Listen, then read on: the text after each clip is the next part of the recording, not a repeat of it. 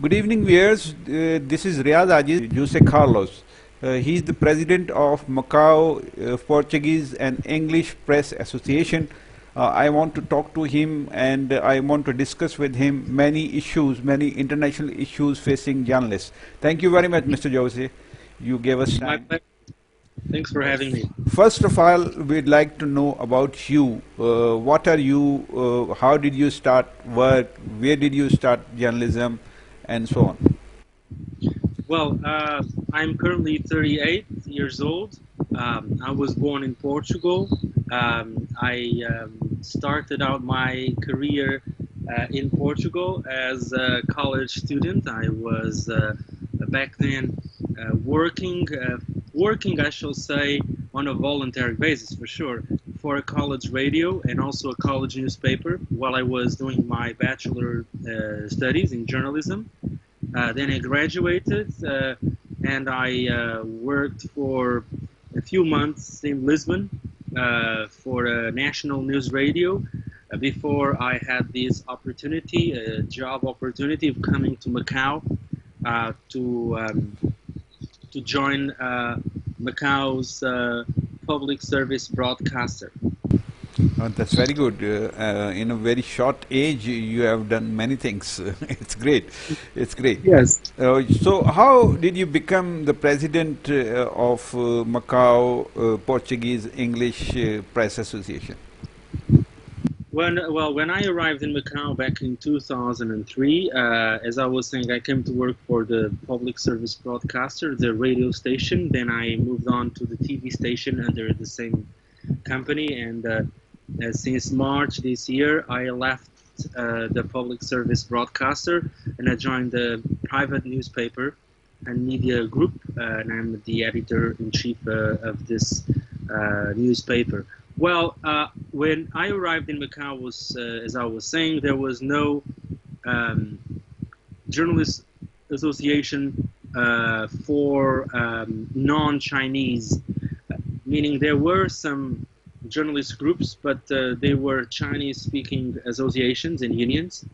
And we thought, there was already a significant number of non-Chinese journalists working in Macau, non-Chinese speaking, namely Portuguese, and we thought that it was about time to set up an organization, and that's when we launched the Macau Portuguese and English Press Association. That was in 2005.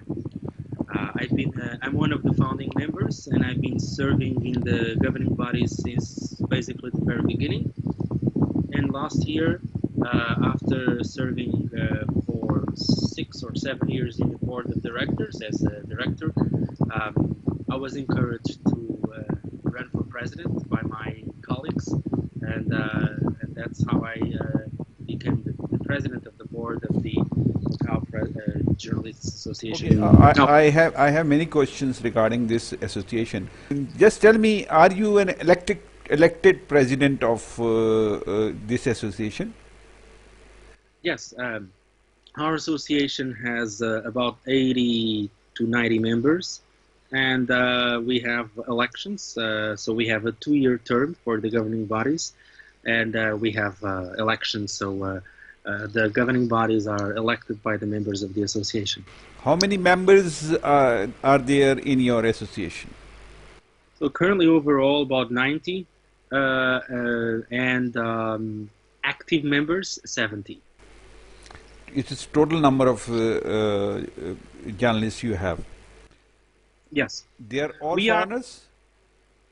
Not all foreigners. I mean, we have local Chinese members, but the majority are non-Chinese speaking. But we accept all. I mean, in our charter, all are welcome. So despite the name Portuguese and English Press Association, we do not discriminate against any background. We accept all. It just happens that the languages we use are in our communication and work are English, most and primarily Portuguese. Portuguese is the main language, and also English, because Portuguese is an official language in Macau alongside Chinese. Of course, our aim is to become trilingual and to have more and more Chinese-speaking members in the future. So we can be stronger together. Our main purpose is to stand for press freedom, individual liberties and access to information, as well as ethics and professional training. These are the main areas of our activity. One thing is very important to know for me. It is how you work when the Chinese government is said to be a communist government, and in the communist system, do you have freedom of expressions? So we are very lucky because we live in Macau, and Macau and Hong Kong are special administrative regions. So the system is different. The legal system is different. The political system is different. The economic system is different. So we have a basic law, which is a mini constitution, where press freedom and freedom of expression are enshrined. We don't have censorship in Macau and Hong Kong. So we are not under the same rules as our colleagues are across the border in mainland China. What do you think journalist should be a political activist, or he should not carry any political agenda? Well, that's a good question. Well, a journalist has the right to endorse candidates and to express his views, of course. My personal view is that a journalist is more credible if he keeps some distance from political activism. So my personal view is that a journalist should not be manipulated neither by governments nor by political activism. So this does not mean that a journalist does not have values and should not espouse those values and fight for key and core values. And these are the core values of our job and our profession: freedom of speech, press freedom, access to information. But this does not mean and should not be in the way that we are political activists. We are journalistic activists. So we may have some activism to stand for these core values. But I think we are more effective and more credible if we have our own voice, which is independent from any power, political, economic, or other vested interests. So this is very, very important. The most valuable currency is credibility, honesty, and we have to be transparent. So it's our duty to do that. So then we can demand the same from the different powers. So I think this is a key point. One more question. In the same scenario, I want to know, democracy is the basic system which gives freedom to everyone. Should a journalist go for democracy, or should he struggle for democracy? Well, I think if he believes that's the case, yes, of course. I mean, there's a link between democracy and press freedom and freedom of expression and access to information. But we should also take into account the following. Democracy is not one size fits all. It's not the recipe that should be applied equally in the same way to all countries. Each country has its own path towards democracy. So democracy, this is my viewpoint, of course. Yeah, I know. I want to know your viewpoint. I believe that in order to attain a more representative system, in order to ensure individual freedoms and press freedom, it's not necessary that you will follow like a sort of copy and paste a system that is used in other countries. My point is that there is a way and a path for democracy and for respect for human rights that each country, and it has to be followed by each country, and the peoples of each country are the ones, the citizens of each country are the ones that are the driving force, and they are the ones who should lead the way.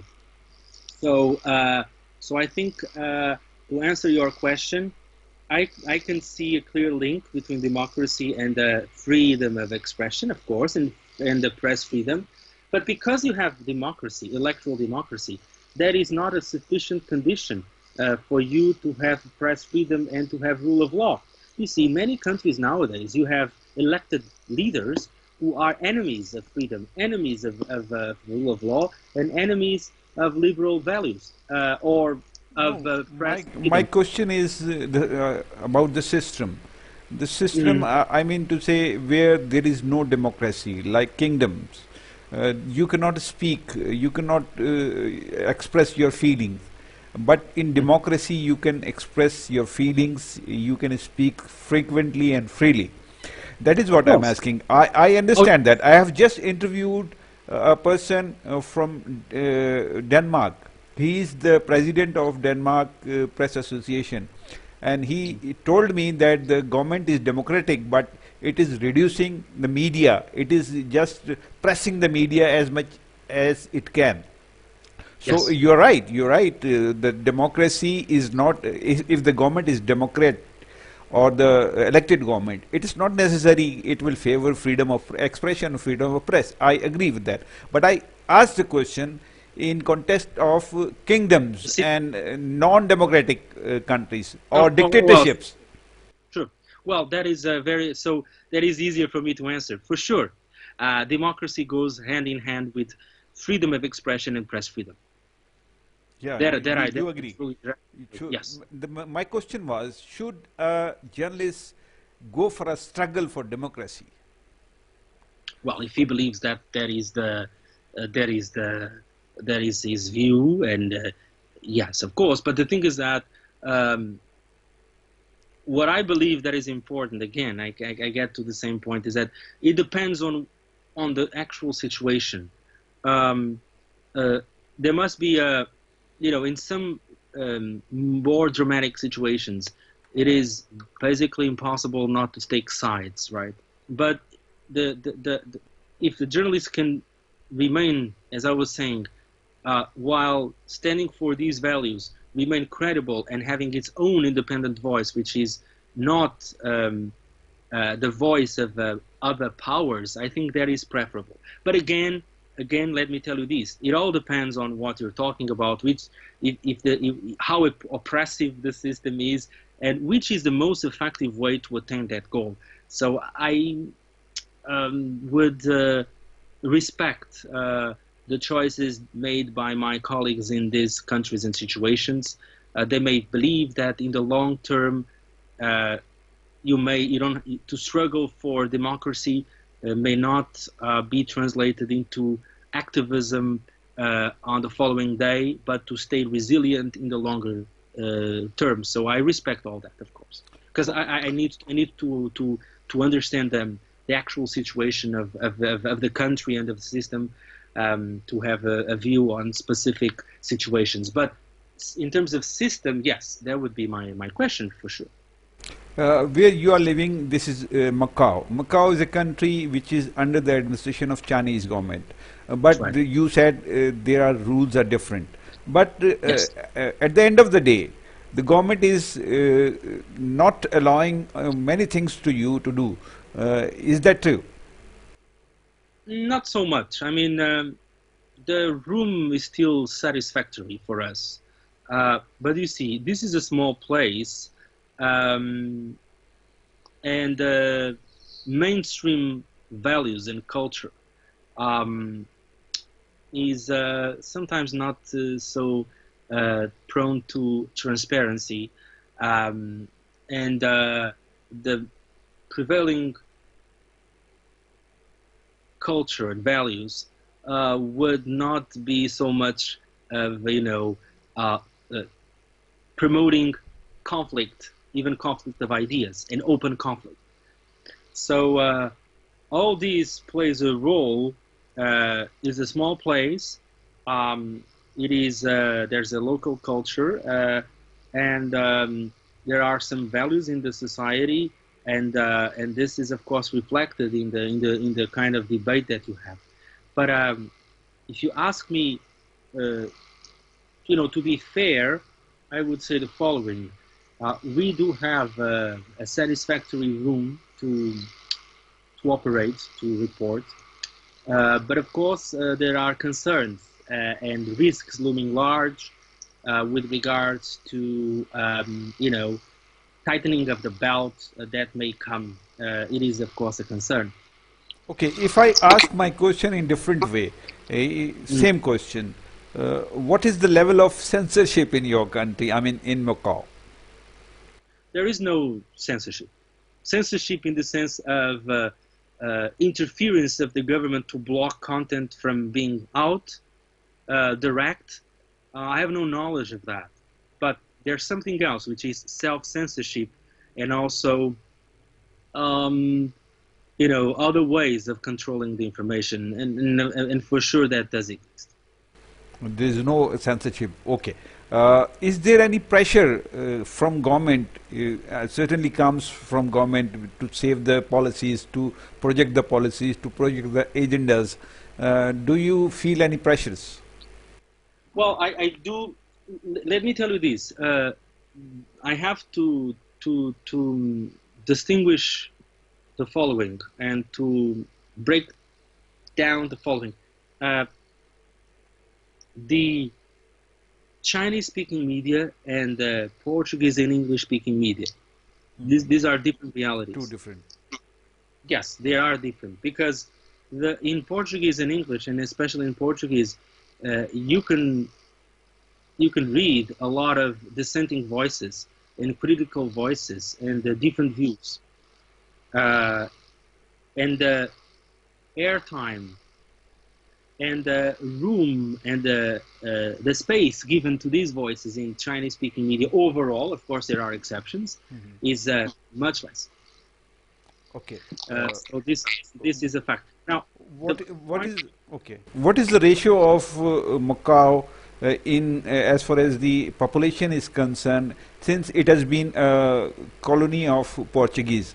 So what is the ratio of Portuguese in Macau? It's not easy because we don't know for sure, but the impression that we have is that the number of European Portuguese like me, or local Portuguese, which are Asian Portuguese or Eurasian Portuguese or Macau-born Portuguese, overall you may be talking about perhaps 15,000. The overall population of Macau is 600,000. So it comes only 15,000 as far as your population is concerned. It's just a rough estimate. Rough estimate, yes. It's, I mean, it's, it may be based on some census, but also on the impression that we have. Okay. We are not sure of next question. Generally, when associations and unions are formed, it means it will represent the collective representation, and it will be a trade union. Is it a trade union which enforces you to translate into an association? Unfortunately, we don't have proper trade unions in Macau. So we don't have a trade union act, we don't have the right to go on strike regulated, and we don't have collective bargaining. That doesn't mean it's forbidden. It is actually mentioned in the basic law that these fundamental rights are to be observed and respected. But the problem is that the government and this General Legislative Assembly, they have yet to translate this into actual legislation, to legislate the role of trade unions, to legislate and perhaps to regulate the right to go on strike, and also to come up with a collective bargaining mechanism. So all this is not in place in Macau. So this means that our association, so you may have, I shall say, some associations may call themselves trade unions, but is a name. It's not actually, they don't really work like a trade union works in many other places Okay, in the. my question is, I will give you an example of Pakistan. Mm. In Pakistan, there is a trade union, there is a trade union law, act is there, but the implementation on that act is not, like it is just cipher. When a trade union is formed in any institution, any organization, media organization I am talking of, they will throw out that person who is trying to make trade union. That's So right. I am talking in that context. Do you represent the people, your members, in that way? If he is thrown out of the job, do you protect them? Do you go for them for their help? Oh, a good question. It goes like this. We are, we do, we may provide, of course, some support, taking into account our means. Have mechanism, because we are still a small we're a relatively small organization in our structure, to provide substantial help. But that is on our agenda to be able to better provide support. It is also a fact that here in Macau, fortunately, we don't have unemployment is not a major problem at all. Actually, you have a situation of full employment. But of course, working conditions are not ideal. So we will. It's part of our aim to strengthen our role in terms of labor rights. Yes, it is. It is important. But our main focus, as I was saying, our main focus has been on press freedom, um, advocacy, right to information, transparency. But of course, in order to have, it is very important to have stable and strong job conditions and sound, so journalists can truly perform their duty. Otherwise, they will fall prey to all the powers who want to weaken us. Press freedom relates to the job. If there is no job, if a person thrown out of the job, what do you mean by press freedom? What does it stand for? Well, it stands for, because as I was saying here, fortunately, we don't have major issues of unemployment. So we focus on press freedom. Press freedom stands for demanding authorities to provide information, stands for signaling, warning signals whenever we see pieces of legislation that might reduce our room or to come up with new rules that we feel will shrink our space. And also with promoting a culture in the society and awareness in the society and the institutions for the role of journalists and journalism. Right. Now come to another question. What do you think the international associations of journalists, they are doing their job for the training of the journalist and for other, if the journalists in problems, are they playing their right roles? Well, we have our association, the Macau Portuguese and English Press Association, has joined the International Federation of Journalists recently in November. So we are learning about the actual job and how to strengthen solidarity between different unions in different countries. Well, I can see a concern, and I can see that IFJ has been active in launching campaigns like End Impunity, promoting job security, job safety, promoting and siding with our fellow comrades who are facing very tough situations with regards to layoffs, unemployment, and precarious job situations. So I can see a wave of solidarity, and we are standing with all that with them, of course. Professional training, I see something going on, but I guess more could be done. But I can observe over these months that I can understand, and I've met with the Secretary General and also other people from IFJ, and I can see that they are very committed to playing a role in this field. What is, in your view, how much training is important for new journalists, especially if he's sent on war zones and conflict areas? Uh, how much contributes its training? Well, it is. I am not the. Your voice has gone. Your voice has gone. Hello. Uh, hello? Yes, can you hear me? Yes, yeah, now I can hear you.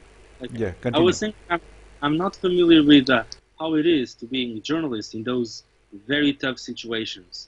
Um, uh, so I'm lucky, but what I can tell you is that I think we should learn more about the hardship of our colleagues in those places and what could be done. Well, I think IFJ has launched this campaign, for instance, to have an international convention on the rights and the conditions and safety of journalists. It is a far-fetched move, but I think it's a move definitely in the right direction. There must be tools, and governments have to be held accountable. They have to treat journalists in a way that, because journalism is a public good. And I can see and observe that pretty much all over the world, we are under threat. We are under threat in Western countries. We're under threat in authoritarian countries. We're under threat in conflict zones. That is even more complicated. So I think, yes, of course, a lot of training, support, and more solidarity, and this has to be a priority. I mean, I think that, for instance, in conflict zones, there are ways of and techniques that one can learn to better protect oneself, and I think that is definitely that is important, very very important. One important question more. If a journalist with extremist thoughts comes in your rows or come in your office, how would you treat with him and how would you respond to him? Well, journalists with extremist thoughts. Yeah. I've never experienced that in my newsroom, but I will not accept this person as as working for me if I have got the authority. If you say extremist meaning, if you say extremist meaning, in religious extreme. in religious contests, in political contests, but extremist thoughts. Well, it's not just the thoughts. I mean, if he can perform his job according to the No, right Mr. Jose, this is very important. Let me Yeah. hear. Let me hear. Uh, uh, One thing is very important, that one is having extremist thoughts. It The thoughts will reflect in his work. So So I mean that is I'm talking in that context. well. What will I do Yeah. if I have the power and authority to decide whether this person can work in the newsroom or not? I will definitely not accept this person. You would not accept. That's good. That's good. That's great. Now, Okay. because of obvious reasons, of course. A journalist and journalism, and you may have a very diverse views, and it's very important to have plural views. But tolerance and mutual respect are fundamental and key areas. Doesn't matter if you're right wing, left wing, if you are what religion you follow. That is something that I don't even need to know or want to know. But tolerance is extremely important. Okay. Do you think freedom of expression has some borders? Well, yeah, I mean, it's an old debate, of course. There are freedom of expression is the mother of normally we say that freedom of expression is the mother of all freedoms, right? That doesn't mean that there are no boundaries, because if you take anything that is taken to the extreme, will always face boundaries when there's conflict of different fundamental rights. So we have to decide. What is important is that it is a murky and dangerous business, I shall say, whenever governments come up and set up many boundaries and regulations, and even for some apparently good reasons with regards to freedom of expression. But I don't think, I think there are borders. For instance, I give you an example. That extremist journalist, well, if he advocates the Holocaust, if he advocates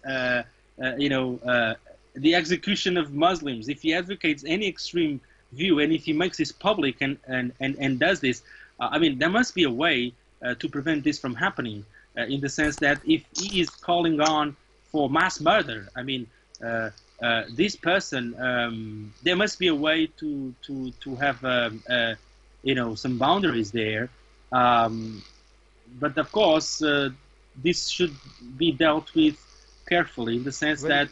Very good answer you are giving. The same question I asked Danish journalist, and he responded, no, he should be freed for everything.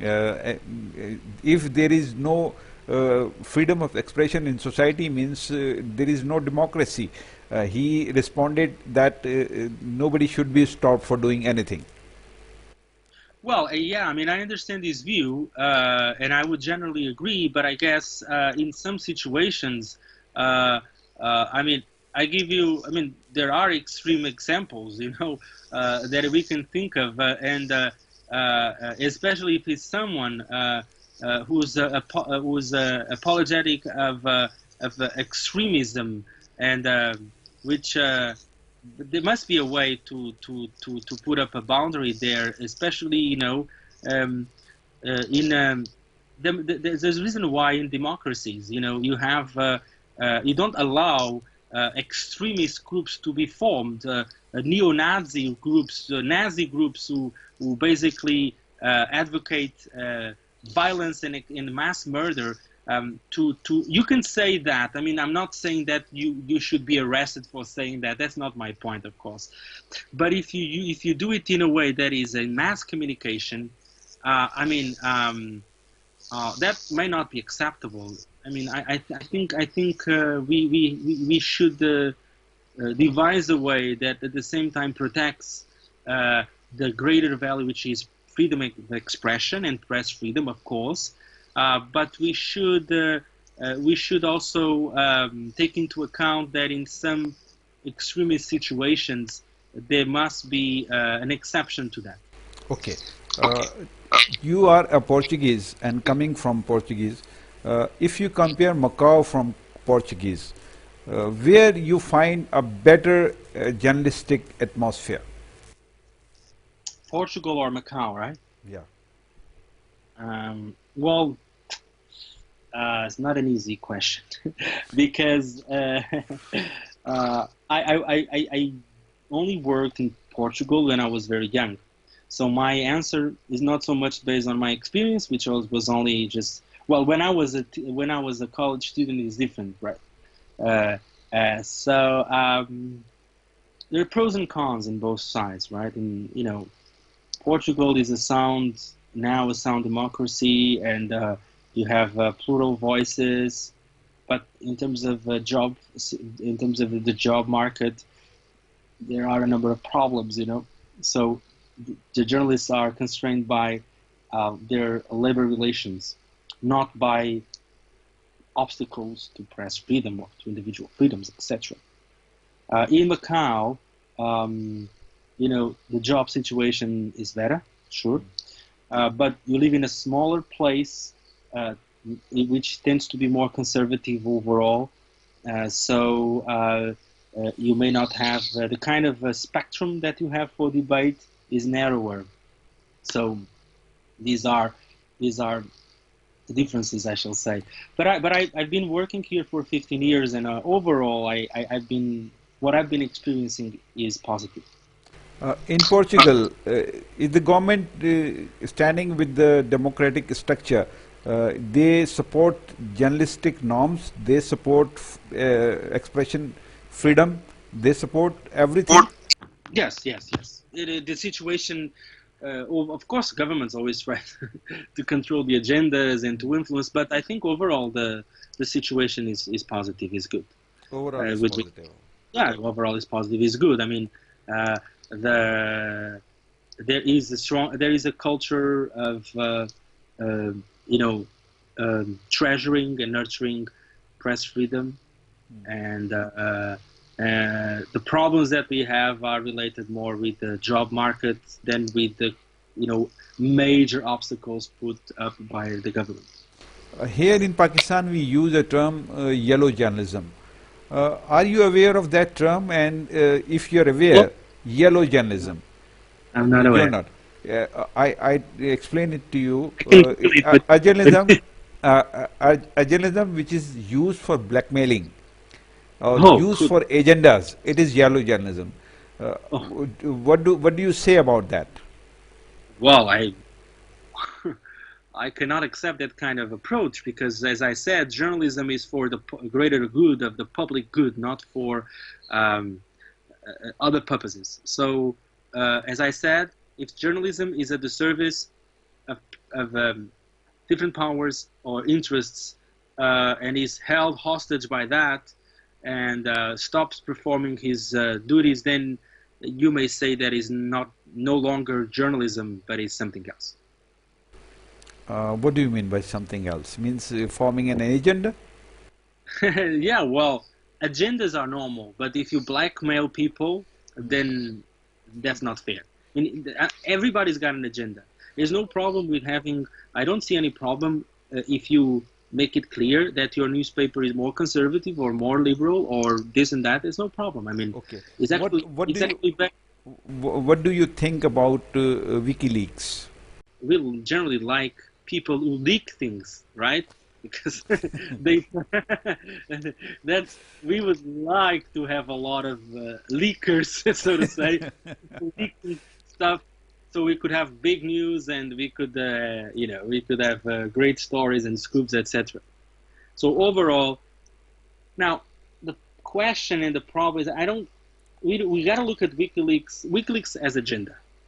WikiLeaks doesn't have a filter, or the filter they have is not monitored and is not, you know, we cannot be sure about that. You said WikiLeaks is an agenda. Is it an agenda of CIA? I don't think so. I don't know. I'm Imagine- not. I don't think so. But the thing is that WikiLeaks is not journalism. To put things out without criteria, without selection, without context is not journalism. Just information. So journalists are extremely important to play a role there. So WikiLeaks and other sites of the same kind do not replace journalism, and citizens should not be fooled by that. But that doesn't mean that I think WikiLeaks should be shut down. Of course, that's not my point. Actually, it's good that we have WikiLeaks, but we have. You don't accept that as journalism.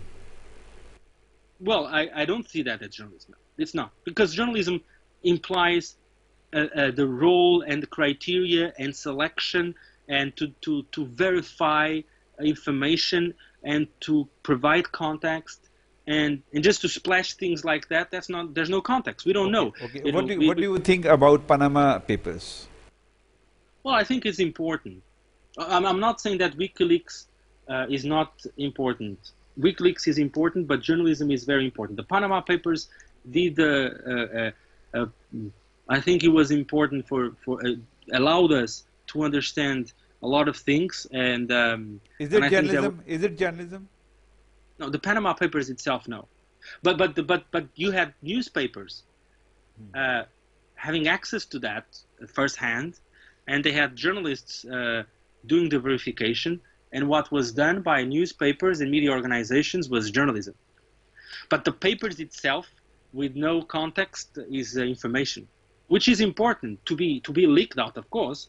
But there's an agenda, of course. I mean, the thing is that but because there is an agenda, that doesn't mean there is a big problem. I mean, everybody's got an agenda, right? So we should not be naive. But the citizens need to know. Transparency is very important. What's the agenda? And journalists should provide context for us to understand the agenda.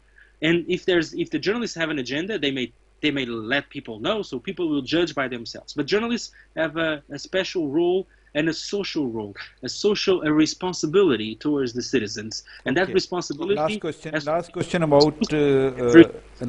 about social media. What do Yes. you, how do you observe social media, and do you think it's a journalism? No, I think it's people sharing information. Some people may share some sort of information in a way that is journalism or close to journalism, but social media per se is not journalism. Journalism is a means. It is an instrument for citizens and journalists, and it's great that we have Twitter, Facebook, and it's very important that they remain free, that they remain a valuable tool for citizens to share their views, to report things, but this is not a replace. It does not replace journalists. Rumors on social media, do you think it is more than news? Sorry, would you please? On social media, the rumors are more important than news for the person who is using that social media, doesn't know about journalism. And that's right, and that's why journalists are so important, and good journalists with strong ethical foundations are so important, because they need to, they should have tools to verify whether something is this rumor is grounded or some facts, or it's just a rumor. And they have the duty, because they should have a commitment to truth and to No, seek truth. what I mean to ask this question is, the person who is using social media is a layman. He doesn't know about the journalistic norms. Exactly. If Yes. he if the rumors comes to him, and that rumors he analyzes as or thinks as a news, or takes as news. Of course. Oh, do you think it's a positive change in the society? I think society should, and the different societies and institutions and governments and people who have a responsibility should promote media literacy. So citizens should learn since they are in school. This is for the future generations, and to be educated in a way that they need to learn how to distinguish. I mean, it's not always possible, but to be aware of the sources and the reliability of some information and rumors. So yes, this is a very important problem and a serious problem, because fake news is an epidemic. Fake news destroys journalism and credibility of journalism, and this is a big problem. It's not easy to handle. You know, fake news and rumors can destroy lives of people, can provoke tragedies, right? So this is a very serious problem, but there's no quick fix for this, and it's very worrying, to be honest. I think we need to reflect on that, because we need to ensure freedom of expression and the rights of the people to express their views and to share what they hear. But at the same time, we need to act on educating the people about fake news and rumors. I really don't know how to solve this problem, but this is a big problem. Okay, one more question, and it is just about your personal life. Are you married? Yes, I am. How many children? Two boys. What do they do? Are they education? They are in education or doing something else? Well, they are. My eldest son is 9, and the youngest one is 4. Oh, means they are They're, students. they're sleeping now. They are sleeping now, right, right. And how is your personal? Your wife is journalist? No. She's a high school teacher Right, right. You married here in Macau, or you married in your own country? in Macau. In Macau, you married. Right. That's very good, Mr. Jones. We have a good time, and you responded very. I hope it's helpful. I mean, I tried to. Your questions are very good and sharp, and I feel that your questions and my answers paved the way for follow-up questions, and some of the issues are very hard to deal with, especially the latest topics that you mentioned, and especially social media and rumors and fake news.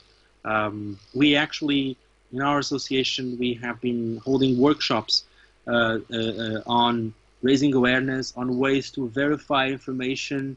I think the younger generations need to be aware of this. That's great. Okay, thank you. Thank you very much again, and we'll be in touch in future.